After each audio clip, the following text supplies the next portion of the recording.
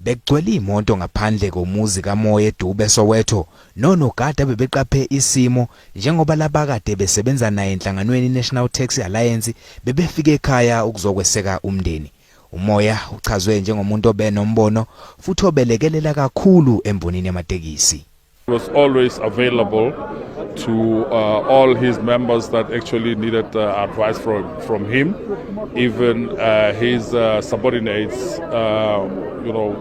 also had him in high esteem. So he was quite a remarkable person. He was a father, and he was a business person, and he was an all-rounder, so to say, quite a nice fellow to associate with. Uqhubeke wathi lesisigameko sokubulawa kaMoya sibathuse kakhulu embonini. All that we will highly rely on is the investigating officer's report that will reveal precisely what has happened, to our slain chairperson.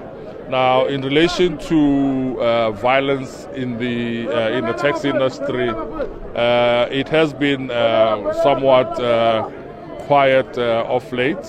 We haven't been experiencing any acts of violence from within our taxi association, so this actually took us by surprise. Inkonzo yesikhumbuzo kaMoya kulindeleke ukuthi ibanjwe ngoLwesine bese ebekwa endlini yakhe yokugcina ngomgqibelo.